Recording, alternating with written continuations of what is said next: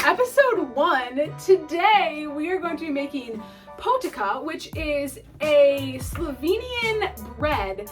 Let me show you what it's supposed to look like when it's finished.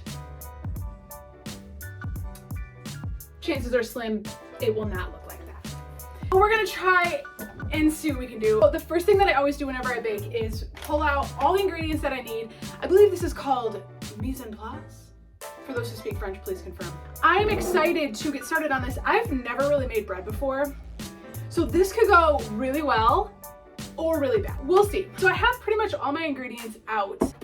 Let's get started. First of all, we are going to whisk together warm water and yeast. My mixer is off camera. She's very shy. She doesn't like to be seen.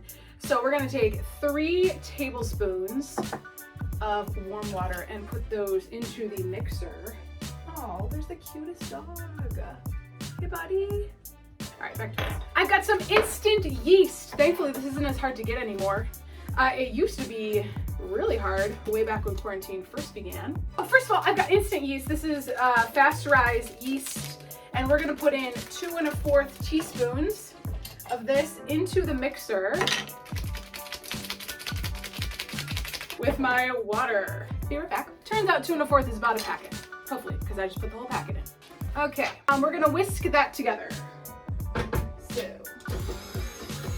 let's whisk it up. I did not put the whisk attachment on, I have on the paddle.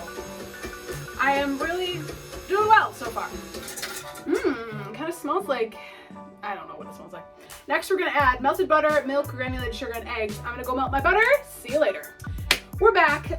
Butter has been melted. Fun fact, I do not own a microwave. I just have a stove. So that's how we do it. Okay, so we're gonna add the melted butter to our yeast mixture. Let's add the milk. Turns out the milk needs to be warmed up. Okay, BRB. Egg, I'll add the egg. That was a shell. See, things aren't perfect, people. I get shells in the batter, relax. Now we need the granulated sugar, 2 tablespoons. Coming at ya. Perfect. I better switch out my whisk. It does say to use a whisk. Okay. Little switcherooski. And we're whisking.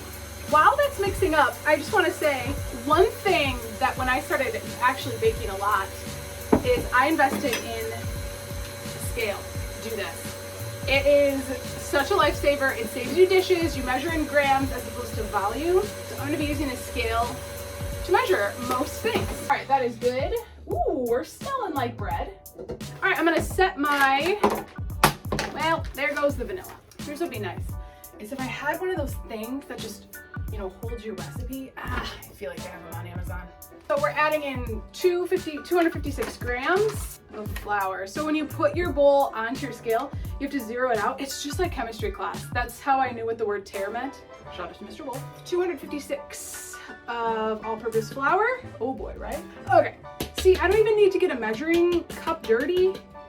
I just shake it on in here. Here we go. Morton's finest. Not mad. Mix with a wooden spoon until a shaggy dough forms. Let me get my wooden spoon. You cannot be, ooh, let me get the vanilla while we're at it. Hello. Cannot be a chef without your own wooden spoon. All right, we're gonna mix it up here. I wanna take a second to give a little shout out because not only my headband, but also my apron are from Handmade Goods. She is a fellow teacher who makes the most adorable fabric things. You can get aprons, you can get scrunchies, headbands, whatever. Great for Christmas gifts. Check it out. Woo! Fit the bowl onto the mixer along with the dough hook. Oh, I need the dough hook? I guess that makes sense. We are making dough.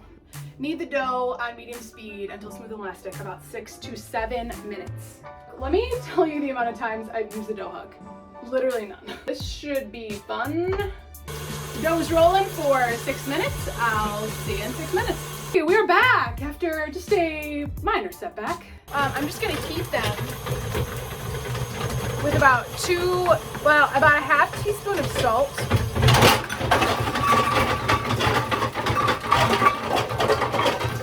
There's dough on my kitchen wall.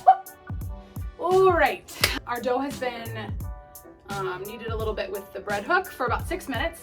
And I'm gonna knead it on my surface. So I'm going to lightly flour my surface.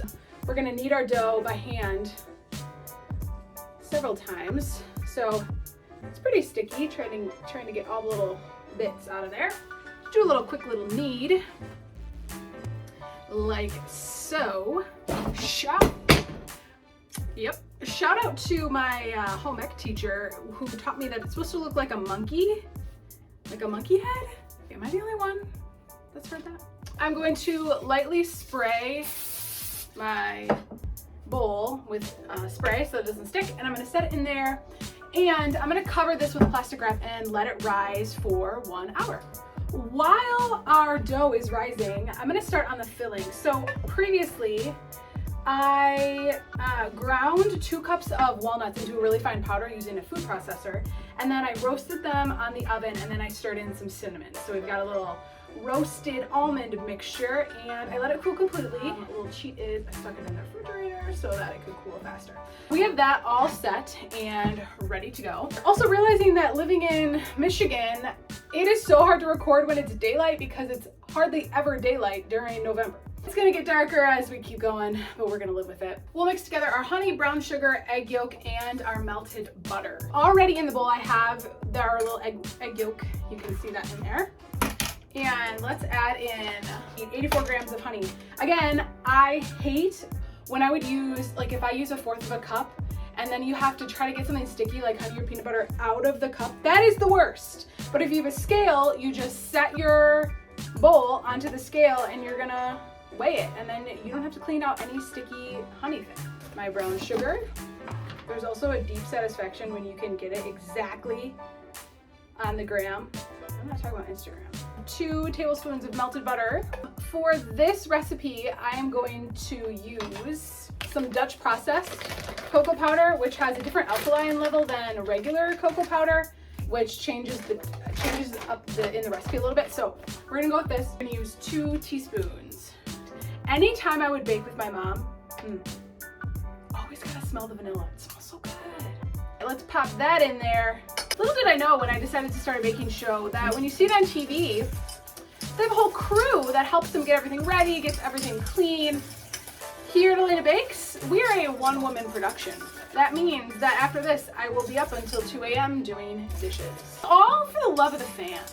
Thank you, fans. Now we're gonna stir in our walnuts, making sure that these are all cooled. Maybe you've noticed I'm using a trick-or-treat spatula.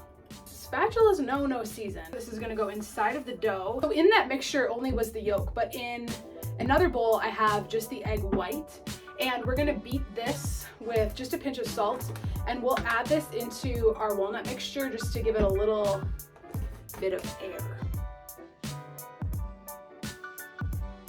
Fold this into the walnut mixture. Our filling is made, our dough is rising. When we come back, we will roll out our dough and get it baking. Welcome back to Michigan, where it is 5:30 and it feels like it's midnight.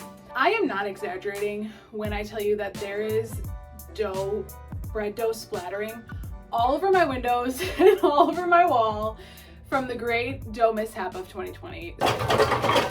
An excellent start. We are back with our dough. The dough has risen for about an hour and it has doubled in size. Here comes the part that I'm really nervous about.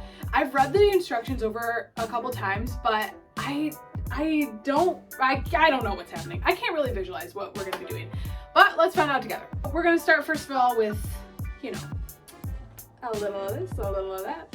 Oh, it's all so nice and warm. Fresh dough. Press into a rectangle. I did pass kindergarten. I know what a rectangle is. The long side is facing me. Roll out dough, keeping it in a rough rectangle shape until you get a very thin sheet. Also nervous that this baking sheet is not going to be very long. I'm also realizing you cannot see what I'm doing. Oh, now you can see what I'm doing. All right, we're going to roll this out into a thin sheet. This is a brand new experience in the kitchen of Francie and Sweets. Okay, at least 3 feet. 3 feet! This is not 3 feet! Oh no! 18 by 24. Well, actually, it needs to be about the length of my board. We're in the clear. I want everybody to take a deep breath. We've got this. Man, what is it? Oh, there goes the salt. I am pretty sure this has to rise another hour. So by the time we get done with this, it's gonna be late. That's okay. What else do we have to do these days? So could I have started with a different recipe that's easier than this? Probably, but we have to start from the beginning and go through to the end.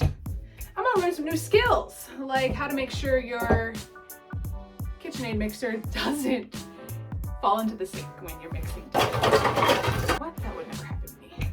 My rolling pin, you might ask, it is a very special model from France. Yeah, right. I dropped it on the ground and the handle broke. Who needs handles? Anybody else ever get nervous that they start talking and the video's not recording?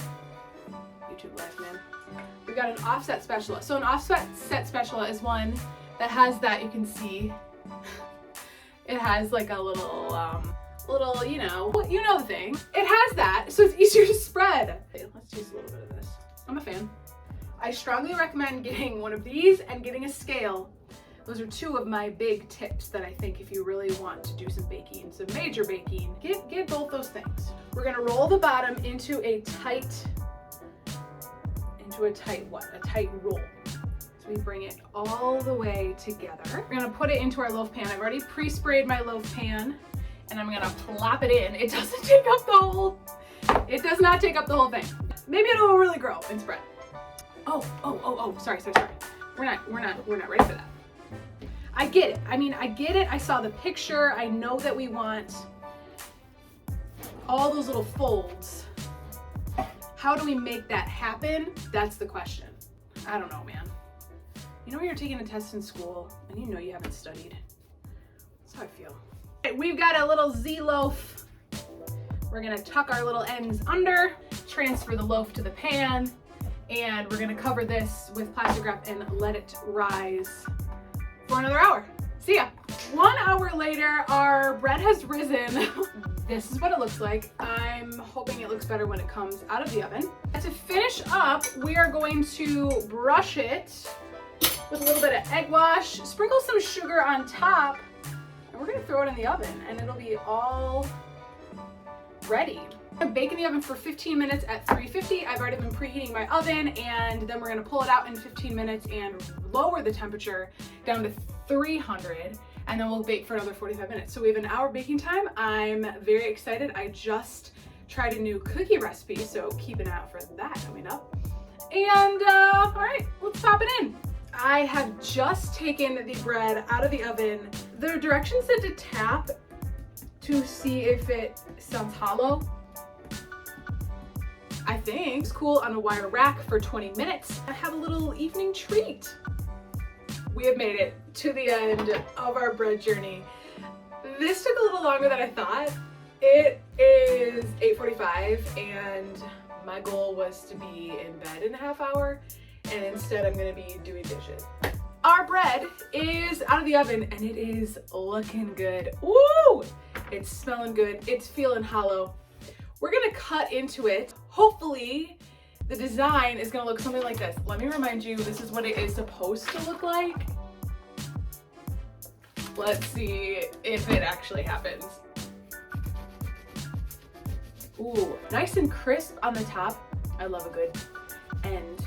Ooh, okay, it's definitely not the same as the picture, but it's not bad, not bad. Is it done? Well, yeah, it's done. It's the taste test time. This is the hardest part of the job, I would say. All right.